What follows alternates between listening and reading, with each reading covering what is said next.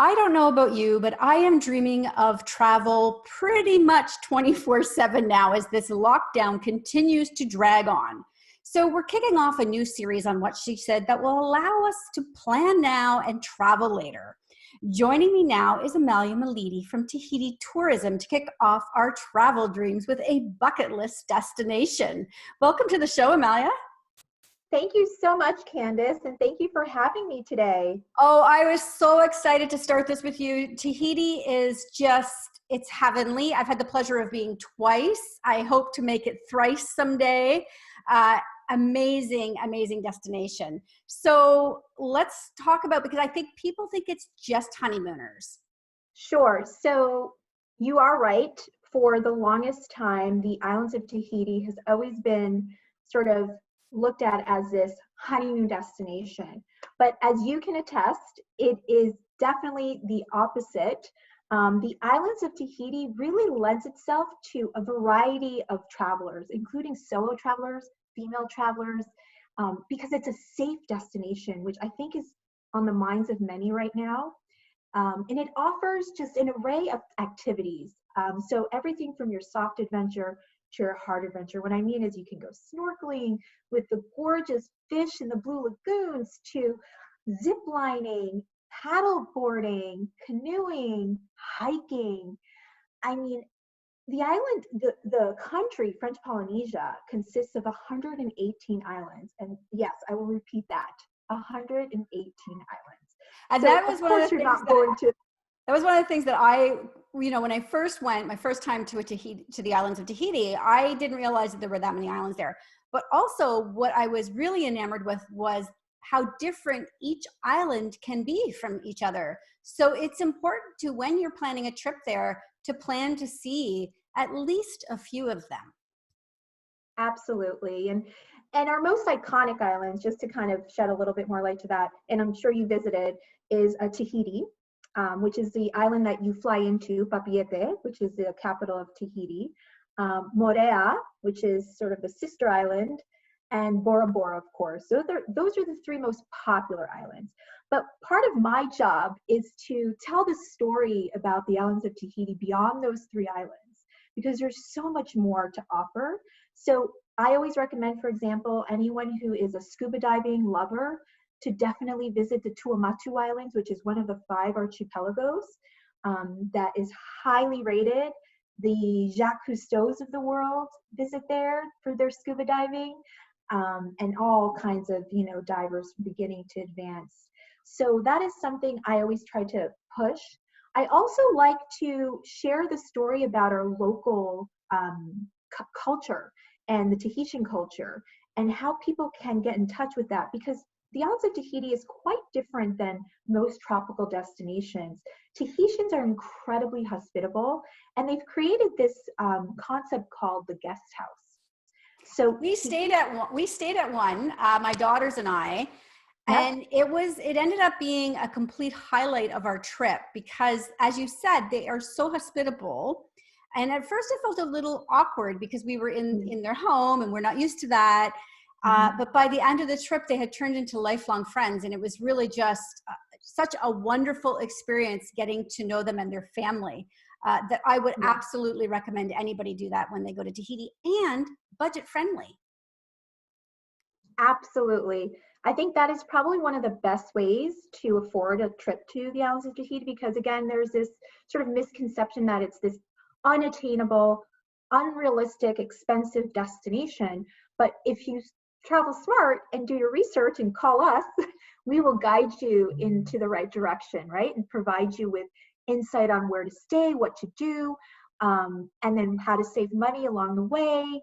And of course, we're not taking away from that beautiful experience in the Overwater Bungalow in Bora Bora, because at the end of the day, most people want to experience that, right? Not even just the honeymooners. I have to say, I've traveled there by myself, and I absolutely love it. Well, when I went the first time, I stayed in an Overwater Bungalow, and I was, again, alone by myself, and it was magic. There's just no other way to describe it. And I think that, yes, everybody should do it when they go, if they can, to experience it. But, 1 night, 2 nights, that's enough. And then That's you enough. can change it up. And what's beautiful about that is it's your moment to sort of reconnect with yourself, reconnect with your spirit, your mind, your body. And there's a plethora of wellness spas all around the main islands. So you can get that beautiful, treatment at the Intercon Thalasso Resort, for example. Almost all the hotels have, actually the major hotel chains have that experience that they'll offer to their clients. So when we stayed at the Bora Pearl Resort, I had, I believe it's called a Tarumi massage, Tarumi, where they yes, walk on your back. And so initially my muscles were so sore after that massage because, I mean, it's an intense massage. mm-hmm. And then about 24 hours after that, I never felt my muscles never felt so relaxed. It was absolutely incredible. I've been looking for one in Canada. I have not been able to find one here. So this is Let me ask you a question. I have to Did go they back. use canoe oil? Oh, of course. I came back Well, with that's why you'll never find it anywhere. I came back with a ton of it and I just ran out. So my excuses to go back are just racking up. Massage, manoi oil, the vanilla. You can't beat Tahitian vanilla. Yes, and I'm so glad you brought that up because having like Tahitian vanilla in your pantry is like having sugar. It's a must. Every time I go back, I buy a stash of these sort of tubes of Tahitian vanilla grounded powder, and I use it in almost everything from my baked goods to like my cocktails.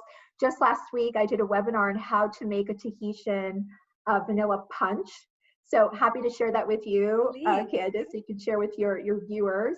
But it is just magnificent, and the smell, like you're just sort of in it. The different aromas that you capture there, from the tiare flower that you have in your hair to the beautiful vanilla smells to the pineapple plantations on the island of Morea, which I don't know if you had the opportunity to see, but that is such a fun thing. And I see families doing that too, being a mother of two, just exploring this plantation and picking your own pineapples and just standing there in the midst of this like beauty is pretty special. And I think that's. I really recommend.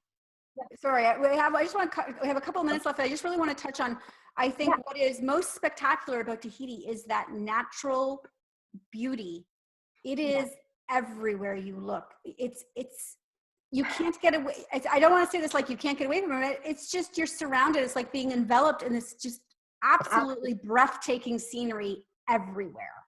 I agree. And it is a pristine, untainted country.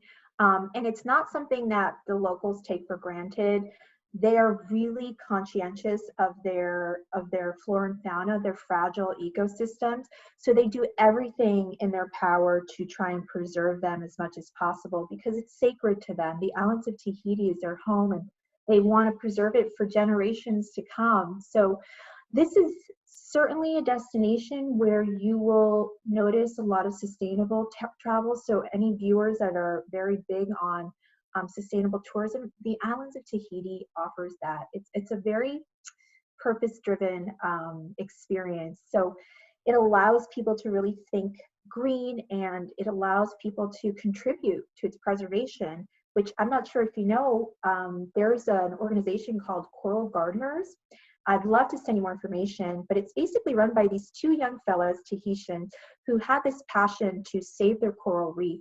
And so what they've now done is that they've started to plant corals in the name of a buyer. So you can actually become a coral owner and name it after yourself or someone else. I have one. I have plans to visit it. Oh. It's there. It's been planted in my name, and I know the GPS coordinates of it and everything. I'm fantastic. So people very good. There's 118 islands. So it's a lot, and we have time to plan and time to think. So where do people go if they want to start planning this dream trip?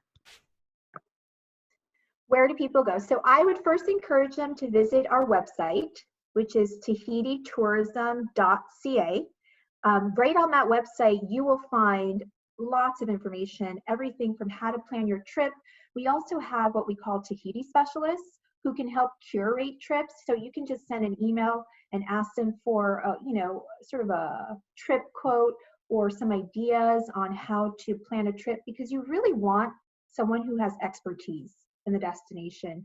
It is a very complex destination. It's not like taking a flight to, Mexico and plopping and being at an all-inclusive. This is a really active trip.